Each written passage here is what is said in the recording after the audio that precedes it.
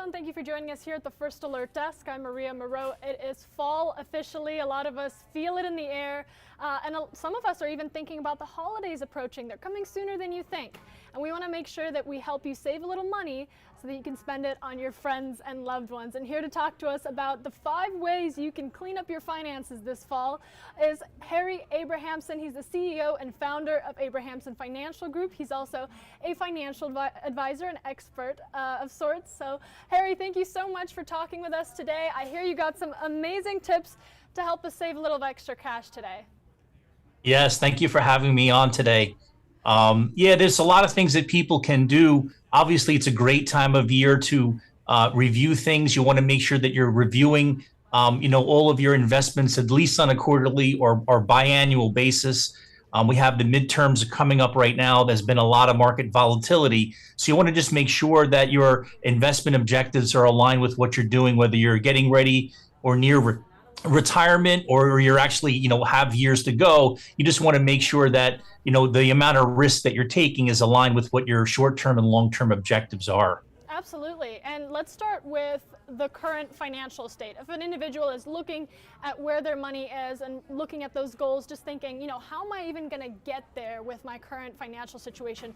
What are the first steps for them to take to meet their financial goal as far as just assessing where they are currently?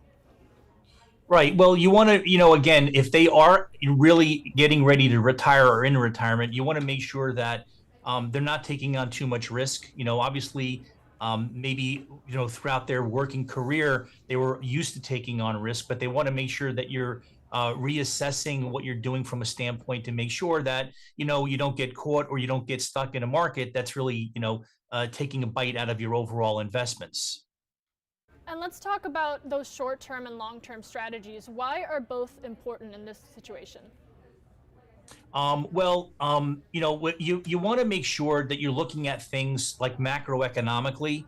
I would go back to, when you look at, before inflation, right? So what were you doing before all of this happened? A lot of people now are feeling inflation, which is really maybe a time for them to look at, okay, what are you going to do with your finances, right? Even another thing is to look at rising interest rates. Maybe people have mortgages and they're trying to figure out, okay, is this mortgage going to increase? Is the payments going to increase, which could create a problem? So they may want to possibly consider refinancing that mortgage, even though rates are higher. You may want to consider, okay, let me refinance, because otherwise maybe that payment is going to increase in the future, and then you're not going to be able to really afford it, which can also have a real bad impact on your financial picture. I'm glad you brought up inflation. That seems to be a common concern for a lot of people, just saying, hey, I'm just trying to make it by at this point. From your experience, both as a financial advisor and as someone who's led other people in their financial habits, what are some daily steps that people can take, whether it's lowering a bill or otherwise, to make sure that they can even get started on setting a financial goal? There are things that people can do. One of the things that you can do, and I know this is going to sound a little like, okay, why didn't I do this before? But simply, if you want to try to look at your bills, just make a phone call. Call people up and say, hey, look, I'm looking to save some money. Is there anything that we can do to save a little bit of money on your bills? That's a really important thing. Another thing that you may want to consider to help out with inflation is find money. And a lot of times when we're working with people, we'll look at things like maybe their 401k temporarily, just lower that 401k down to the match, just to give you a little extra cash in your paycheck. Maybe look at your W-4 exemptions. And again, this is just short-term decisions that you're making. It's not like you need to stop doing everything altogether, but you may want to just adjust things according to what's happening right now to free up some extra money to give yourself a chance to say maybe, to afford to pay for the things that you're looking to do, whether it's food or maybe it's covering a rent or your mortgage, things like that. And for those that are looking after maybe family members or just couples, working in a team financially, what are some of the things that you say to them about having a conversation around money and setting goals together? Yeah, I mean, that's super important right now because we have a lot of the baby boomers retiring, and so there's a lot of people, trying to help their parents take care of their parents. There are ways to cut costs. There's ways to eliminate certain bills. There's a lot of family plans that people can go on. So that way, if you do have a parent that's, in retirement or they're, elderly, you can actually do things together to help identify maybe ways to cut some costs. And also it's important to maybe look at what is going to be, what do you want to do with maybe real estate, or do you want to protect your assets? There's a lot of things that you can do in terms of having these conversations with your parents. We talk about money, which really affects all of us, and part of that is assessing your situation and knowing where to go from there. In your 5 ways to clean your finances this fall, you talk a little bit about just having a conversation with companies that can help you lower your bill. How should someone initiate that conversation as far as getting their spending down so they can start saving? Yeah, well, you want to really take an inventory of where your monthly expenses are. There's a lot of software programs out there that will help you identify your spend habits. And then the next step would be to really contact people, whether it's a utility company, it could be an insurance company, and ask for ways to reduce those expenses.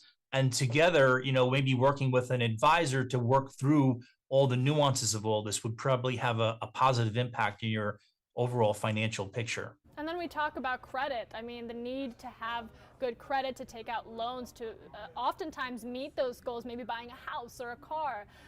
It's not every day we get to talk to a financial advisor. So what are the biggest things that people forget or don't understand really properly about credit, and what can they do to make sure that their credit score is where they want it to be? Well, the most important thing is to look at and make sure that there's no errors on that report. So you want to make sure they're reporting everything accurately. If for some reason things are not looking right or they're not reporting right, you should consult with a reputable repair company, credit repair company, to help you fix the problem and the incorrect information. Also, super important to try to pay your bills on a timely basis, because that can also impact your credit. Even if you're late, sometimes it'll have a negative impact. So you want to make sure that the information is being reported correctly, and that also you're trying to pay your bills on a timely basis. We're speaking with Harry Abrahamsen. He is the CEO and founder of Abrahamsen Financial Group. I want to make sure we don't leave anything out as we're talking about just the starting point of making sure you can meet your financial goals. Is there anything that people really miss out on that they should be focusing on around this time of year? Well, again, I would say really what's happening right now with inflation and costs increasing, you just want to make sure that you're not going into debt. We have the holidays are coming up right now. So maybe, taking these, some of the ideas we discussed here with finding money, looking at your 401k, because the worst thing you want to do is now start to go further and further into debt, creating a problem. And then now you're starting off the new year, not the right way. Absolutely. I couldn't agree more. Thank you so much for your time. And of course, this full interview is going to be on our website, atlantanewsfirst.com, with a link to more resources so you can start putting more money back in your wallet. Harry, thank you so much.